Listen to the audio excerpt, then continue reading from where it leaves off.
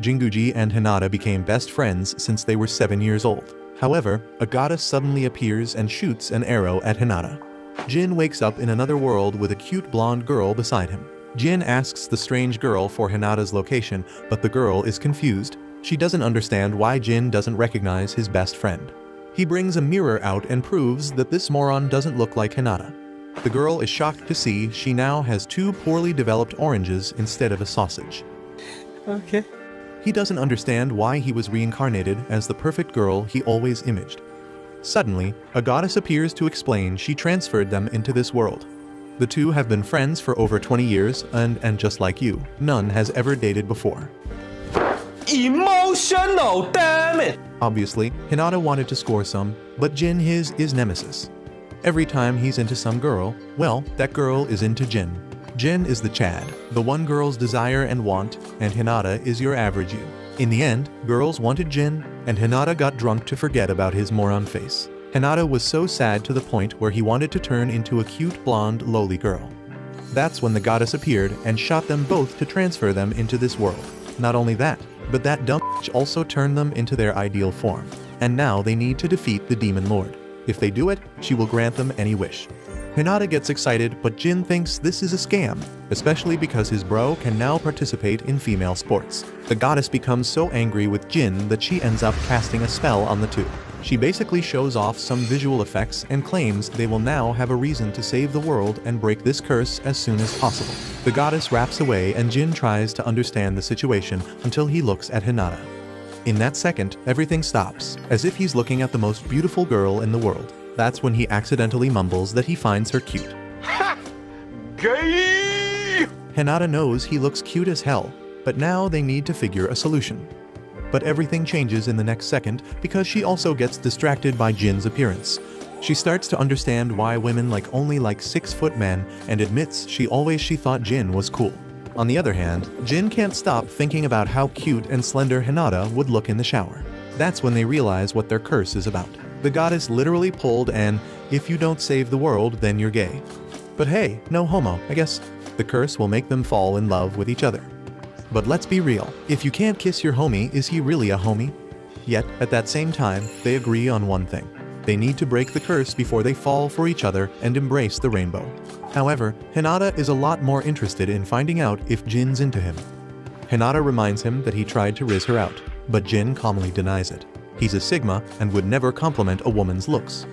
Okay. They engage in a contest to find out who's the real bottom of the two. But they get interrupted by a big, fuzzy bear. The bear starts chasing them, and Hinata thinks it's cute at first, but it suddenly transforms into a monster. The monster begins shooting beams at them, but Jin dodges them. The main problem is when Jin starts getting distracted by how soft and delicate Hinata feels. This distraction causes them to fall inside each other, off a cliff. The monster follows them, but Jin is done running. He has never been afraid in his whole life. Why should he be afraid now? He decides to face the monster and gives it a random punch. That random punch is opening a hole, and unfortunately, it's not Hinata's. What? What the f? Jin thinks this is all because of working out biceps every day, but Hinata thinks they all got new stats. The monster is still breathing and tries to shoot a beam at Hinata. Jin manages to block it because of Bicep Day and gets an X message on top of his head. A stat screen appears. They found out Jin is already level 70. Not only that, but Hinata is level 1 with the hero class. Jin is a high-level skilled fighter, while Hinata, well, she's a strong and independent woman. Jin then tries out one of his skills, and a door suddenly appears in front of them. Turns out this is the door to Hinata's apartment. The two are transported into Hinata's house. But why does Jin have this skill? Turns out he wanted to send Hinata back home before the goddess summoned them into this one. And since that was his wish, the goddess made it happen. Hinata finds Jin's skill useful because electricity and water are free. Jin is glad they won't have to worry about food and shelter either. Hinata points out that they actually have a food problem because her refrigerator is now empty. Hinata changes into her sister's clothes, and they head to a nearby village. Hinata pretends to be a daughter of a rich family and Jin is her attendant. Bruh. Jin suddenly notices large clouds of smoke coming from the village. The villagers start running past Jin because they're being attacked by bandits. Jin thinks it could be Hinata because one of her passive skills is to effortlessly create trouble. Inside the village, Hinata trips and a bandit walks towards her. She innocently apologizes for bothering, and the bandit falls in love with her. Oh Lord, again, again. Nothing new, nothing changed, same. The bandit asks for her hand in marriage, promising to quit being a robber just for her. Another bandit comes and immediately falls in love with Hinata as well. Stop it. Get some help. Hinata realizes that it must be one of her passive skills, which is make everyone fall madly in love with her irresistible beauty. The bandits start fighting over Hinata. Jin arrives and finds Hinata crying and begging for the bandits to stop fighting over her. Hinata is so beautiful that her presence alone was enough to make the bandits take out themselves. And from that moment on, the villagers start to worship Hinata for taking down the bandits and give her a pride parade. Here we go again. Hinata realizes that it will be troublesome if that happens every time they go out and thinks they need to hide her face. Jin can't resist her cuteness, but he hides his feelings. Hinata gets curious why her beauty is not working on Jin. Jin casually responds that it's because he knows Hinata is actually gay. Sorry, I mean a guy. Hinata checks Jin's stats and thinks he is too intelligent to fall for her charms. The bandits warn the two that they are just scouts and their main force are preparing to attack. Jin realizes that their base must be nearby. He calls on Hinata and the bandits immediately spill the information. The two head to the bandits' base at night. Jin checks on the enemies and sees they are weaker than him. He instructs Hinata to just stay at home and cook because he can deal with it alone. However, Hinata refuses to let Jin face danger alone. Jin gets reminded of Hinata's unreasonable kindness. Jin is raised to do things alone due to his mature attitude. Unlike Jinguji, who only does what he is told, Hinata is someone who always takes matters into his own hands for others when necessary. For a short while, Jin starts to think he wants to marry Hinata. He quickly wakes up from his thoughts and realizes something is wrong with him. Jin refuses to take another look at Hinata because he is starting to find her really cute. He decides to use Hinata as bait. The bandits start to gather in front of the two. They notice how beautiful Hinata is and they try to capture her and take her to the basement. Yeah, boy. However, Jin starts taking them out easily. Soon, the villagers come to help them fight the bandits. Jingujai stops the villagers from getting close to Hinata. Hinata scolds Jin for acting weird towards the villagers. Hinata demands Jin to admit that he also likes her. Jin tries to deny it, but a status that he is charmed appears above him. He tries to explain desperately to Hinata that he doesn't fancy blonde girls who were once dudes. However, Jin loses control of himself and gets charmed. He compliments Hinata's hair because it shines so much it lights up his face as if it's the sun. Ha! Gay! Hinata gets creeped out and slaps the out of Jin, but she now realizes how powerful her passive skill is. Jin points out to Hinata that he's now cured, but also reveals he never felt like this before. He's afraid to smash a homie and suggests they have to come up with a countermeasure. Hinata ignores all of it and just cares about the treasure they got from the bandits. A villager offers them to take all the treasures as payment for their services. Hinata replies that she only wants new clothes. Hinata notices a fire in the forest, but Jin is thinking how embarrassing it feels to be charmed by Hinata. Gay! Later, Jin is thinking what he's going to do with the fur of the bear he defeated. The kids praise him, but a random dude reveals Jin defeated some sort of guardian deity of the forest. Jin then decides to wake Hinata up, just to find this dude acting like he still has a sausage after taking a shower. Bruh. Jin shares that he asked the villagers about the demon lord, but they know nothing about it. He thinks they need to find a good timing to leave the village and go to the next bigger town to gather more information about the demon lord. Hinata asks about the nearby forest fire and finds out it was extinguished by the rain. They head outside and they overhear some elves complaining to the villagers about the fire in their forest and the loss of their guardian deity. They want the villagers to hand them the criminals, otherwise they will destroy the village. Jin and Hinata rush back inside before the elves notice them, but they come up with a plan and talk to the elves. Jin just claims he didn't have a choice other than burning the forest. But he also had no choice with the guardian of the forest. It was either kill or be killed. Hinata wants Jin to stop being arrogant and just apologize, but he refuses. Lu, one of the elves, starts to notice Hinata's extraordinary beauty. However, she claims that she is far more beautiful than her. The elves worship the goddess of love and beauty, and their long ears are proof of their devotion. Jin coldly responds that everyone who follows the goddess are clowns. Lu demands the two to confess their sins and beg for forgiveness. Hinata is so beta that she gets excited with the thought that they will be forgiven just by simply kneeling. However, Jin stops her. He turns to Lu and declares that he will never acknowledge her beauty because he's not interested in any girls who can't match Hinata's beauty. Okay. Lu and Hinata get into a competition of who is more beautiful. Lu asks the villagers to pick a side and they all choose Hinata. Hinata compliments Lu out of sympathy, but Jin stops her. He advises Lu to change her faith because her goddess clearly isn't blessing her.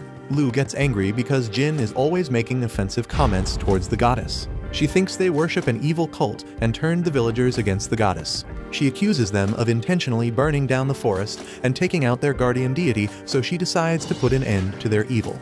Lu decides to strike Jin with her bow and magical arrow, but the two dodge it. Hinata takes Jin to run with her to the forest and hide behind a tree.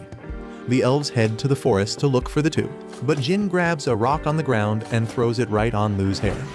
Lu's hair gets cut in a single strike. She sits at the ground and cries because her hair meant her identity as an elf. The two exit the forest quietly while the elves comfort Lu. Later at night, Hinata throws a tantrum about being so tired of traveling on foot. Jin still has some logic, because he's the guy, explains that they won't reach the next town unless they keep walking for another 3 days. Jin gives up and calls it a day and decides to go home to eat dinner. Hinata invites Jin to eat under the starry sky. She praises the delicious taste of his meat. Well, that's until she realizes it is the meat of the guardian deity. She then suggests they try out different things out in the new world. But Jin notices Hinata is drunk and he's starting to say some weird. Hinata denies it, because it's impossible to get drunk with 1 can of beer. However, Jin realizes that it must be because her current body can't hold beer. Hinata is so drunk that she thinks they can do everything because they are in another world. She starts running into the forest in pursuit of freedom, forcing Jin to look for him. He realizes Hinata has changed since his pair moved to upstairs. He is interrupted when he hears Hinata calling him. Turns out Hinata was captured by a plant monster, and Jin cannot do anything about it. Yes, our boy is charmed by his homie. Okay. The plant monster also gets a hold of Jin's legs. He asks Hinata if there is something she could say that will shock him. And for some reason, Hinata yells that she hates bell peppers, and for some other random reason, Jin is shocked because an adult should like bell peppers. He immediately takes out the plant monster and Hinata levels up. But at the same time, she's pissed that her level is still so low while Jin's level is so high. Jin and Hinata head to the next town, but Hinata is not excited at all. She leveled up, but her stats remained the same. Well, not the same, her luck stat increased. Okay. Hinata forgets about everything and gets excited when she sees a large bustling town ahead. Hinata loves lively places like this, but her excitement fades when Jin puts a paper bag over her fucking head. He wants to prevent a pandemic of guys falling in love with another guy. Jin heads to a merchant to sell the guardian deity's skin while Hinata sulks in a corner. After a while, the two visit a weapon shop, and Hinata insists they buy a huge sword because he misses his small dagger. Emotional, damn it! They'll need it to cut and fight off monsters. Jin is reluctant to grant Hinata's request, but he eventually agrees. They go to another weapon shop, where Jin asks the merchant for a whetstone and a knife. Hinata tries to act cute to convince Jin to buy her the sword she wants, but instead, she gets a punch from him. The merchant notices Hinata's covered face and asks if they are traveling incognito. He offers them a hair ornament enchanted to prevent unwanted attention.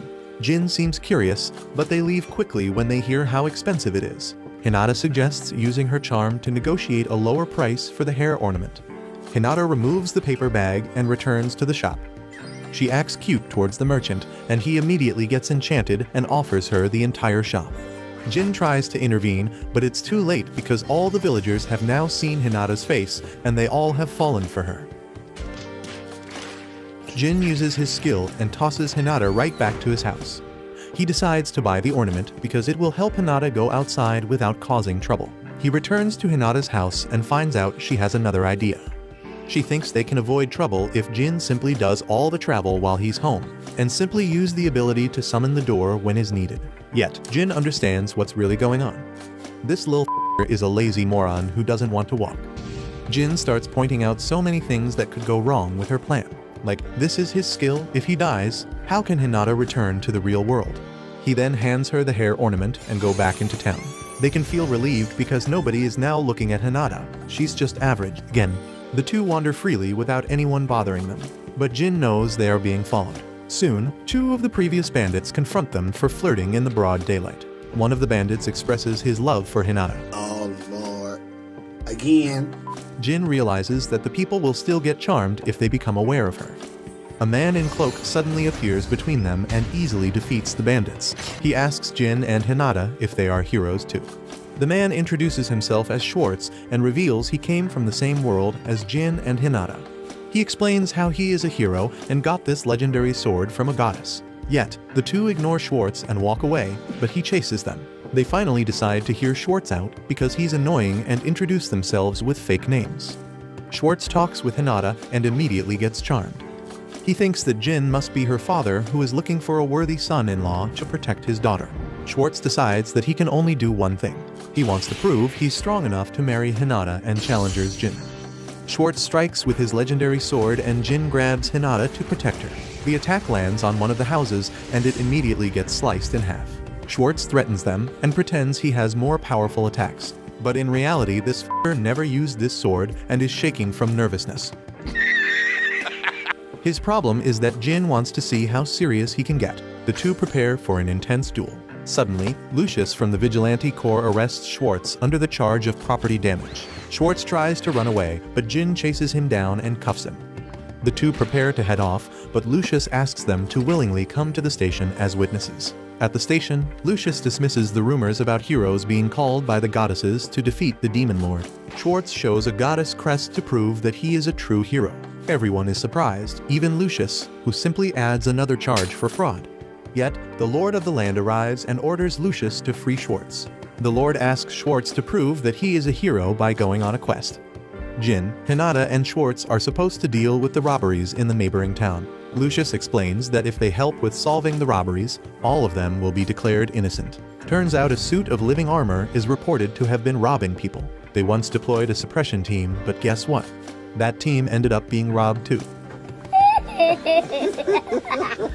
On the way, an armored warrior appears right in front of them. Schwartz prepares to attack, but Jin stops him because he could destroy the forest if he uses his sword. Schwartz decides to fight the armored warrior with sheathed sword instead. He matches the armored warriors, but he fails to dodge one of his attacks. In that second, the armored warrior strips Schwartz out. His clothes, his sword, everything is gone, eaten by the warrior. The armored warrior then looks his eyes on Hinata and wants her tiara. Lucius tells her to run away, and Hinata even thinks about giving the tiara away, but Jin stops her. Hinata thinks it's because Jin doesn't want her to lose her freedom to walk in town. But it's much more than that. Jin simply reveals it's worth 3 years of salary as a government worker. Lucius strikes the armored warrior with her sword, but he is unscathed. Lucius gets stripped of her clothes instead. The armored warrior introduces himself as Vizd, and he is one of the top officers of the Demon Lord's army. Lucius gets some new clothes from Hinata and explains her new plan to them.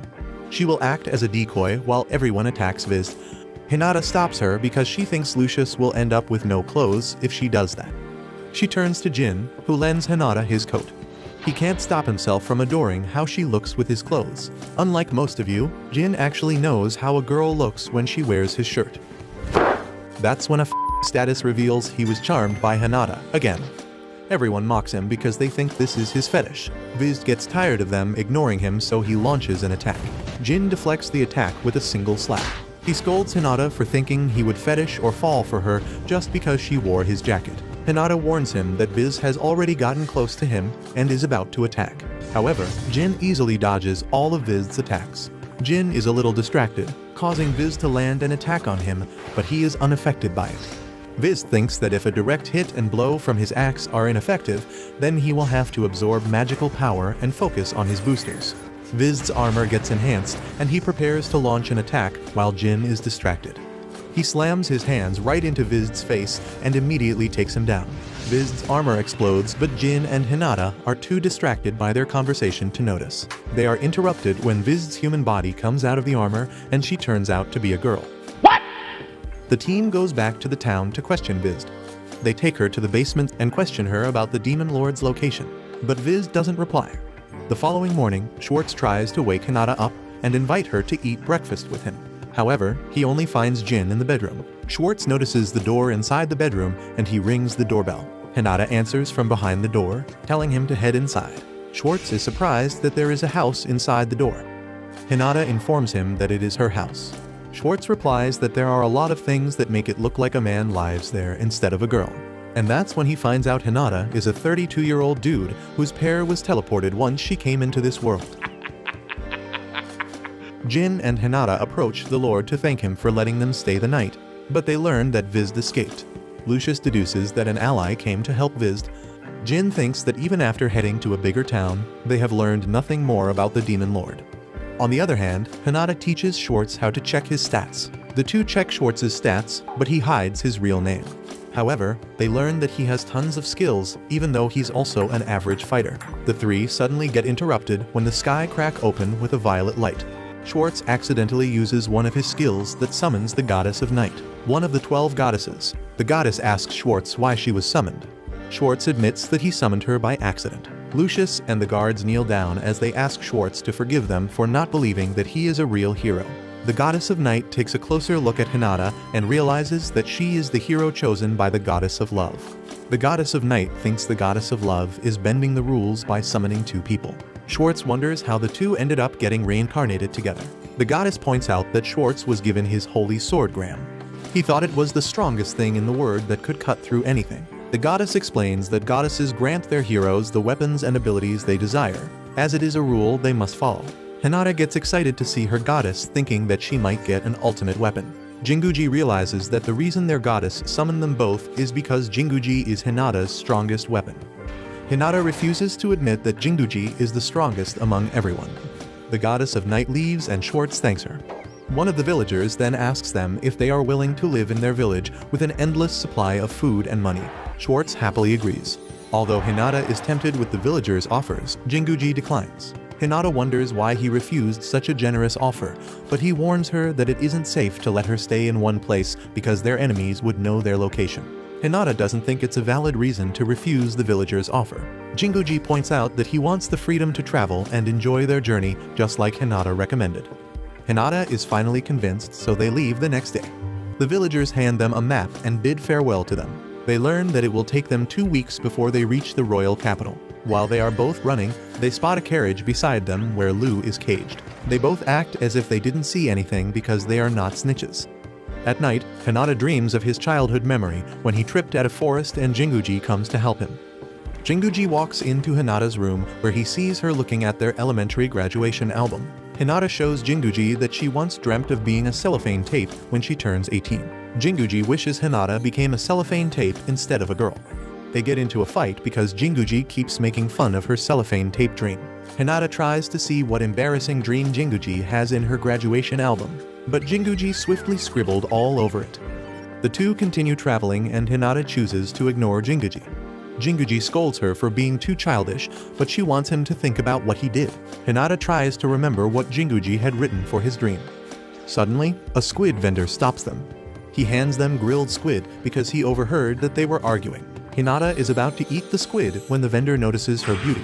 Jinguji is too busy trying to convince Hinata that they were both wrong.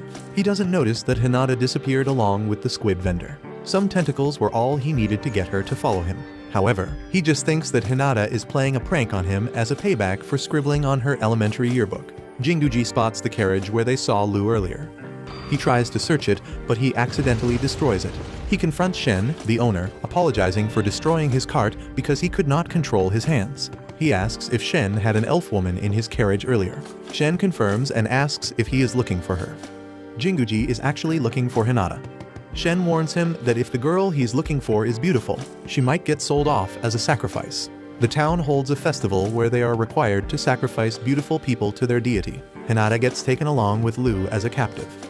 Lu vows to take revenge on Hinata, now that she has found her after searching for so long. She reminds Hinata that the villagers only picked her because she charmed them. She feels competitive and thinks that their captors obviously prefer her beauty. She is interrupted when one of their captors proposes to Hinata, saying he would forsake his village for her. Lu frees herself out of anger. She challenges Hinata to a beauty contest, but she loses once again. Jinguji gets taken to a fishing location. The town had always been poor for some time, but thanks to the sudden appearance of a giant squid, the catch suddenly became plentiful. However, they say that it asked for a living sacrifice as compensation. The deity requires the sacrifice to be a beautiful but feisty female. Jinguji decides to take the deity down, but if he does, the people will have a dry fishing season. Shen informs him both Lu and Hinata were captured because the villager who presents the most beautiful candidate will become the next village head. Jinguji wonders why Shen keeps on following him because he doesn't have money to compensate him. Shen just feels guilty about the taking Lu as a sacrifice. Shen leads him to a deserted warehouse where Hinata might be. They open the door to the warehouse only to find Lu. They save Lu and take her home for dinner. Jinguji asks Lu about Hinata's whereabouts. Lu warns him that Hinata won't be able to see the next sunrise. Jinguji gets angry and demands to know Hinata's location. Lu offers him a truce. She promises to help him as long as he will help her too. She informs her that the humans in the village revere the squid as their god. If he kills that god in front of them, the festival will get wrecked and the village will be in chaos. Shen agrees that interfering with the festival is a good idea, but it will be impossible to defeat the huge squid underwater. Jinguji brushes off their concerns and is determined to find an opportunity to take out the squid. He wants Lu to lend him a hand to take down the god, and he makes her promise to keep her word. Lu is enchanted with Jinguji's reliability. She agrees to help him take down the squid. Jinguji and Lu head to the sea and he ties Lu's body, along with floaters. He explains that his plan is to use Lu as a bait as they fish for squid. He tosses Lu right into the water body to execute the plan. Lu swears not to trust a human again. 3 hours later, Lu is still acting as a bait in the sea, but they haven't caught anything. A kid approaches them and mocks them for foolishly fishing for squid in the daylight. He informs them that squids are nocturnal. The sun sets and Lu suddenly gets surrounded by the huge squid's tentacle. Jinguji and Shen notice that the squid has eaten Lu. Jinguji celebrates that the squid took their bait. Hinata is caged somewhere else and is forcing herself to just admire the sunset. Squid members appear and she freaks out because it's time for the sacrifice. She assures herself that it's only against a huge squid. She just needs to put up a serious fight and she will have a chance to win. However, reality hits her that she won't be able to beat it because of its huge size. She remembers how she ignored Jinguji and regrets having a fight with him. She gets reminded of the time she begged Jinguji to help her with studies and they ended up fighting, so Jinguji didn't talk to her for a week. Hinata realizes that if she cannot count on Jinguji's rescue, she will have to make a move herself. She gets an idea of charming the men to cause confusion and use the chance to escape. She shakes her head desperately in an attempt to remove her tiara. She ends up getting out of the cage, but her tiara is successfully removed. All the men get a look in her eyes and call her a goddess. Jinguji gets pulled by the squid's huge size. He feels that his strength is failing. He wonders if he has done anything to make himself weaker. He suddenly notices the noise behind him. Hinata is climbing the huge statue of the squid while all the girls in the village want to sacrifice her immediately. They accuse her of charming and seducing their husbands. The men in the village all ask her to marry them. Squid members remind the villagers that Hinata is a sacrifice to their god. However, the women in the village still blame her for enchanting their husbands with her beauty. Hinata decides she has made up her mind. She swears not to follow the traditions of the village. She is disappointed in the village's hospitality because they offer visitors as sacrifices. Jinguji gains back his strength after getting closer to Hinata and effortlessly pulls the squid out of the sea as he heads towards her. Hinata informs Jinguji that her arms are at their limit. She begs Jinguji to do something about the villagers. He uses his strength to throw the squid towards its statue in the village. The squid's head lands right on top of the statue, which takes it out. All the villagers cry at the sight of their dying god. The squid sees Hinata and uses its tentacles to grab her. The squid prepares to have Hinata as its last supper, but she stops it with her legs. Lu is still inside the mouth of the squid and she grabs Hinata's legs. She wants to take Hinata down with her, but Hinata informs her the squid is about to be defeated. Jinguji tosses a knife to Lu. She saves Hinata and slices the squid to pieces. Lu takes a torch from one of the villagers and burns the squid and its statue. She feasts on the grilled squid. She invites the villagers to eat with her. The squid members admit defeat and declares they cannot continue sacrificing a person's life to a squid monster. Lu gets voted as the next village head. Hinata levels up. She gets another paper bag that covers her face to avoid another chaos. Jinguji forces Hinata to take out a small bunny for lunch. He claims they have no choice because they have to survive. Hinata sulks in the corner and apologizes to the dead bunny. Jinguji chops its meat and Shen sympathizes with Hinata because it was her first game. Hinata wonders why Shen is traveling with them. Shen just responds that he wants to tag along until they reach the royal capital. Jinguji broke his cart and his crocodile ran away, so his only means of transportation is walking. Hinata notices that her charm does not work on Shen. Hinata wonders if it is okay that they left Lu behind. Jinguji thinks that a woman like that will always look for an opportunity to get her revenge. He's glad she didn't accompany them. The two check their stats and Hinata gets frustrated because only her luck increased. Jinguji points that her physical strength might not increase at all. He explains that after beating the first monster, he was the only one who gained XP. However, during the fight with the squid, Hinata's level went up even if it was Lu who defeated it. Jinguji guesses close contact to the enemy is the key to gaining XP. Hinata feels bad about the bunny, but she can't help eating the delicious meal. She goes back to her house, but she notices Jinguji followed her. Jinguji responds that she might get abducted if he takes his eyes off of her. He can't let his guard down because the last time he did that, Hinata got in trouble. However, Hinata shoves him out of her house. Jinguji asks Shen about his intentions. He sees Shen's stats and learns that he is a high-level assassin, which is unusual for a regular trader. Shen responds that he wants to accompany them, but Jinguji senses bloodlust. He wonders if his target is Hinata. Jinguji prepares to attack, but Shen claims that if he meant to harm them, he would have put something in their food earlier. Jinguji tries to move, but he starts feeling dizzy. It turns out Shen put something in their food. Jinguji uses his last strength and starts a duel with Shen. Hinata gets out of her house and finds Shen defeated. Jinguji warns Hinata not to come close and informs her that Shen drugged them. He asks Hinata to run, but she worries she might not see Jinguji again if they get separated. Hinata apologizes for having a weaker body and only causing trouble. Shen suddenly interrupts them, saying he does not find Hinata cute. He dismisses their accusations of targeting Hinata because he has never thought of selling her as a slave. Hinata gets frustrated with Shen's revelations. Hinata decides to use her charm because Jinguji is drugged. Shen gets angry at her attempt, mocking her about trying to entice him with her body. Shen claims it only makes his hatred rise up. Hinata realizes that it's Jinguji who is being targeted instead of her. Shen knocks out Hinata so he can touch massage. However, Jinguji thinks he is being tortured instead. Shen informs them that his family has knowledge about the secret pressure points of the body. He couldn't turn away from Jinguji's level of fatigue, that's why he wanted to treat Jinguji badly. The three continue their travel and Jinguji feels more relaxed. Jinguji declares that if they feel even a little bit tired, they should take a break. They arrive at the royal capital. Shen informs them that they cannot go in because of a war recently. He offers to help them go inside the capital in exchange for becoming their tour guide. They successfully head inside and they find the goddess of love and beauty's temple. Jinguji claims if they are able to find the prophecy of their goddess, they might be able to find information on the demon lord. A priestess welcomes them to the temple and Jinguji is surprised by how the priestess looked so perfectly respectable and polite. He expects them to have no dignity, just like their goddess. The priestess compliments Hinata's beauty. She is perfectly suited to serve their goddess. Jinguji, Hinata, and the priestess head inside the temple. They will need to change into the order's clothing. However, the clothes turn out to be just underwear. The priestess adds that it is their official dress and only those wearing it are permitted to enter their place of worship. Jinguji reminds Hinata that their objective is to gather information about the demon lord. The two are left with no choice and they change into the official cloth. However, Jinguji wears it under his suit, but Hinata wears the underwear only. They get into an argument with Hinata thinking Jinguji wants to humiliate her. Jinguji informs the priestess that he is reluctant to show his skin, but the priestess agrees to let him wear it inside. The priestess gives Hinata her robe to cover herself. The place of worship actually turns out to be a nighttime pool event. Jinguji is disappointed that the temple turned out the way he thought it would. The priestess invites them into faith. She forces Hinata to take off the robe, but the priestess finds the crest of their goddess in her body.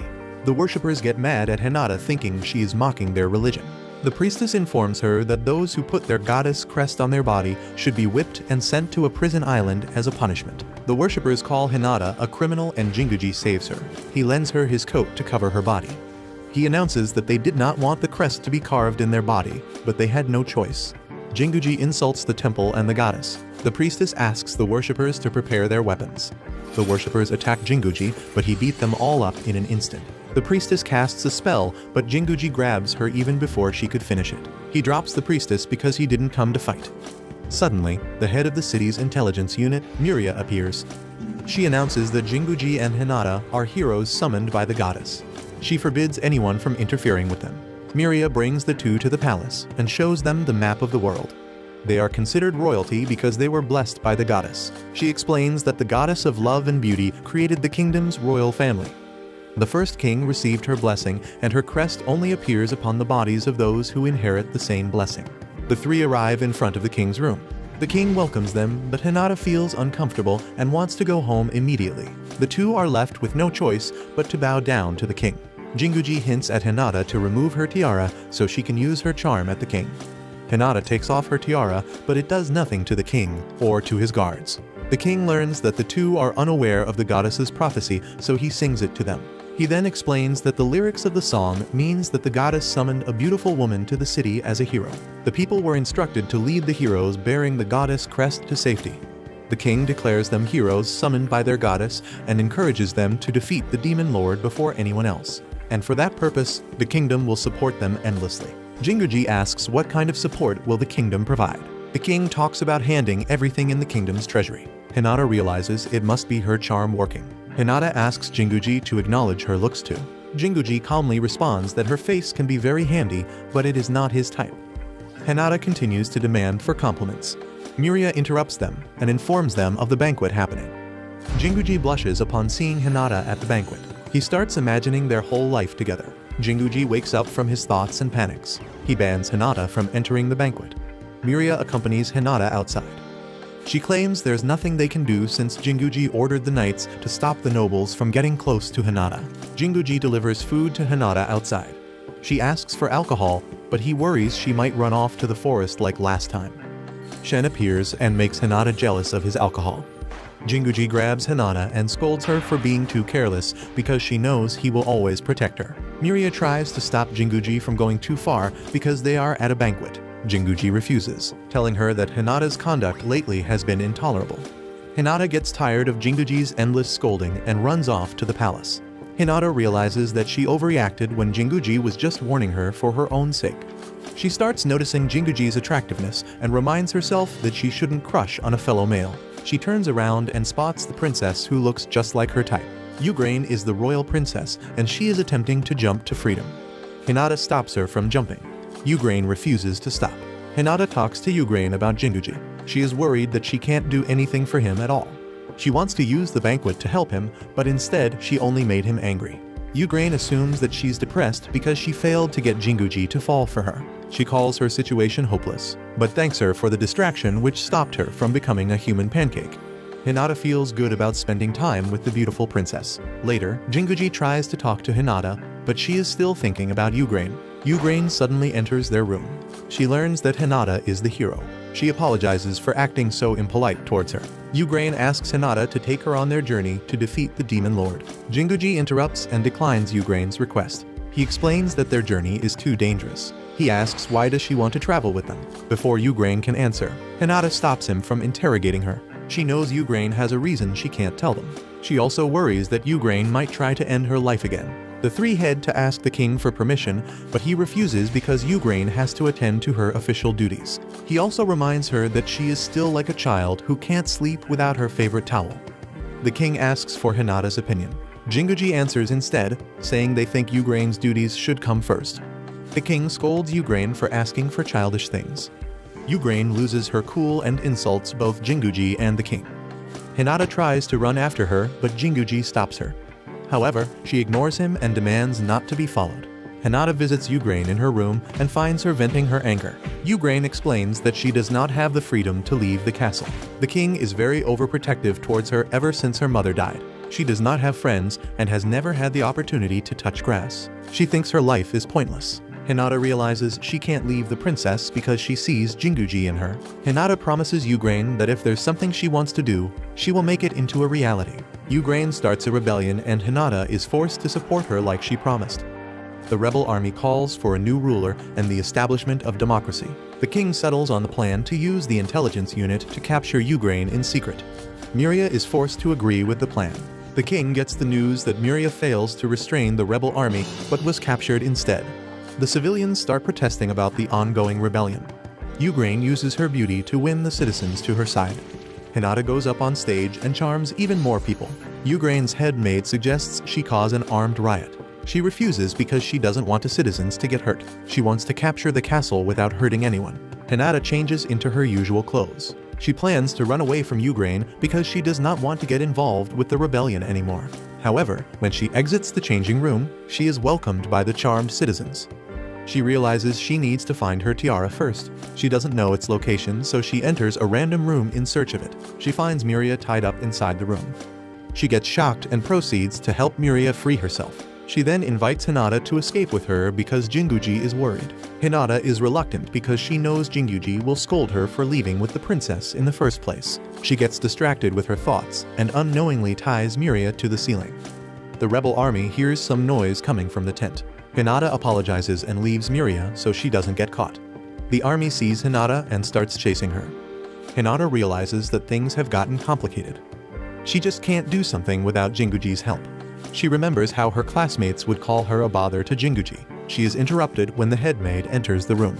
The head maid offers to give her a slimy massage to relieve her exhaustion. She assures Hinata that it's because of her the princess' wishes have come true. Hinata starts crying after being comforted. The head maid warns her that she is always in danger because her body is a curse from the goddess, not a gift. She cannot do anything because of her weak body. The head maid leads her into thinking that she is not at fault and the goddess is to blame for everything. The head maid touches Hinata's crest and starts brainwashing her. She makes Hinata jealous of Jinguji. Even though she is supposed to be the hero, Jinguji is stealing her spotlight. She orders Hinata to stay away from Jinguji so she can teach her a method to get stronger. Hinata dreams of his childhood. He was always getting bullied by his classmates, so he never had fun. He wished for someone to intervene. Jinguji came to his rescue, and that was the start of their friendship. They got into the same class, but Jinguji was always alone. He started noticing how strong Jinguji was. Hinata suddenly realizes that he has always been jealous of Jinguji. Hinata wakes up from her dream, and she feels more relieved after the head maid's treatment. The king hires Schwartz for assistance. He thanks Schwartz for coming all the way. He quickly explains that the country is thrown into a critical situation because of the rebellion led by Ukraine. Every village and fortress where she gave a speech joined her side and have now grown into a large army. However, there is a neighboring country that they have been in at war with for years. They have no choice but to focus their armies there, so they have very little army to spare to suppress the rebellion. The king resorts to his last choice, which is to have Schwartz save the country. Schwartz happily agrees without hesitation, but Lucius takes him aside for a scolding. Lucius reminds Schwartz not to answer without thinking, because there's a chance that someone would use his position as a hero against him. Schwartz explains that the riots will endanger people. He wants to help those who are in need with his powers. Lucius feels sentimental by how much Schwartz have grown. She lets Schwartz do what he wants. Schwartz faces the faction and starts panicking.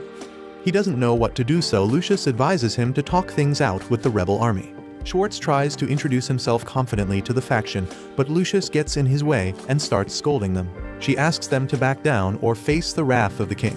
The faction does not get scared and instead mock Lucius. The faction declares that they have a mission to bring down the royal capital. Lucius orders Schwartz to use his sword. He feels hesitant about actually fighting people with his sword, but Lucius scolds him for always fearing the power of his sword. She mentions his sword's power should not control him, but he should control it. The faction starts heading towards Schwartz to attack him. However, Schwartz cuts through their clothes and their resolve with just a stroke of his sword. He happily celebrates the true power of his sword. The faction has no choice but to turn their bare backs and retreat. The two head back to the king to report, and Schwartz is happy about the king's compliment. He notices Jinguji sitting and happily informs him about his victory. Jinguji replies dryly, and Schwartz realizes Jinguji is lifeless because Hinata is missing. Schwartz suspects that he must feel depressed because Hinata left him. Jinguji quickly denies. He doesn't care that Hinata chose Ukraine over him. Schwartz then accuses Jinguji of being jealous. Jinguji gets angry and declares he can't be jealous of another man. The head maid talks to Vizd and reveals that she took advantage of Hinata's skills. She increased the power of her charm, which weakened Hinata. She guesses that the kingdom must be busy dealing with the rioters so they can use that chance to take control of power. A knight interrupts and the head maid quickly hides Vizd. He reports that they lost their rebel force in the capital. They all have returned to their regular lives of plowing fields. The knight also reports that the men lost all their memories of the last few days. The head maid quickly brainstorms another plan with Vizd. She realizes it will be pointless because their charm can easily be broken. The head maid starts to break down, remembering all the hard work she has put into her plan. From doing the chores every day to rising all the way to being a head maid, She has done everything to gather information and make a plan. However, she failed to notice a human in the kingdom who could undo mind control. She decides to take things into her own hands and just blow up the kingdom. The head maid leads Ugrain and Hinata to the kingdom's underground weapons storage. She mentions that their plans were failed, so they have to rely on their last resort. Ugrain starts to feel guilty about using the kingdom's defenses for her own purposes because she would rather use a less harmful alternative. The head maid proceeds to brainwash her, reminding her of all the struggle she went through alone in the kingdom. She touches Ugrain's crest and pushes her to unlock the first door. She guides Hinata to unlock the second door. The head maid knocks Ugrain out because she has no further use for her. Vizd forces Hinata inside a hidden chamber in the room so she can be used as a power source. The head maid turns the switch on. Jinguji and Schwartz notice a huge robot coming out to the city. Lucius shares that it is the guardian deity of their kingdom. The robot's face suddenly expands and a huge beam comes out of it. The king witnesses the whole thing and wonders why their guardian deity is attacking their own city. The king informs them the deity is called Mapon and it was a gift given to them by their goddess for their protection. Jinguji realizes it is Ugrain and Hinata who let Mapon out, which surprises him because Hinata would never do such a thing intentionally. Vizd controls Mapon and the head maid controls the direction. Mapon prepares to shoot another beam. Schwartz, Lucius, and the king run away, but Jinguji stays behind. He takes it as a duty to stop Mapon. Schwartz decides to stay behind with him, realizing they are probably the only ones in the kingdom who can stop it. Jinguji suddenly asks Schwartz to do it all by himself because he lost his supernatural powers after being separated from Hinata. Schwartz starts to freak out. Shen encourages him to be a hero because the lives of the villagers are in his hand. Mapon fires the beam and Schwartz uses his sword to cut through it. Vizd praises them for stopping Mapon's attack. Schwartz becomes more determined to defeat the deity after learning they are facing the Demon Lord's forces. Vizd warns them not to attack Mapon because they could hurt Hinata. Vizd fires another beam, but she misses. The head maid scolds her for going easy on their enemies. They could have easily defeated them with repeated fire. Vizd counters that Mapon can't shoot beams repeatedly. She adds that she used the beams to buy time so the enemies don't notice the deity's weakness. The head maid also scolds her for revealing Hinata's location to the enemy. Jinguji and Schwartz jump off the building to run away from the beam. Jinguji reveals that he provoked Vizd on purpose to make her target them instead of the city. He figured out Viz's plans. He knows she was trying to buy time because Mapon can't shoot continuously. Jinguji shares his plan to use the time to get close to Hinata so he would be able to help fight. Shen hands them a crocodile. Hinata wakes up and sees the situation of the kingdom from the Mapon. Jinguji and Schwartz use the crocodile to get close to Mapon. Schwartz protects them with his sword by stopping the incoming beams. Viz doesn't want Jinguji to get close to Hinata so he doesn't regain his powers. She decides to use the strongest power of Mapon. Mapon stops shooting beams and tries to step on Jinguji and Schwartz. Hinata speaks from inside and Jinguji gets shocked.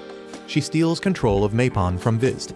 Jinguji asks her to come down, but she refuses because she now has incredible power. She swears to defeat Jinguji. She accuses him of looking down on her because she is powerless. She proceeds to mention how he is always popular with women. Their bosses' wives even like him because he's good at work. We don't know which type of work though. Hinata feels strong for the first time in her life. She now has the courage to stand up to Jinguji. Schwartz suggests they fight their way into Mapon and rescue Hinata. Jinguji thinks it's a bad idea because his strength hasn't returned despite being so close to Hinata. He realizes their distance doesn't have to do anything about his strength. He also notices that their stats have stopped appearing. Hinata suddenly attacks the two with Mapon. She declares that her issue with Jinguji is she wants to be praised. She points out that everyone always overlooks her whenever they are together. She decides to get stronger than him to make him praise her. Schwartz encourages Jinguji to praise Hinata. Jinguji calls Hinata cool, but she knows he doesn't mean to, so she shoots a beam at him.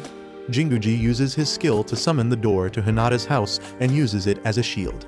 Hinata continues to express her jealousy towards Jinguji because she has never been praised like him. She also thinks that Jinguji doesn't see anything to praise her about. Hinata starts crying and admits she doesn't have anything, and the only thing she can brag about is having Jinguji as her friend. Jinguji chooses not to dodge as Hinata attacks, but Schwartz shoves him out of the way. He apologizes to Hinata for making her feel so tormented. However, he claims that he doesn't know how to praise anyone because he has never done it since he was born. Hinata shoots continuous beams, but Schwartz deflects it all. Jinguji is busy lamenting about being a crappy person who hurt people by not knowing how to praise. He decides it's better for him to disappear from Hinata's sight to avoid causing her more pain.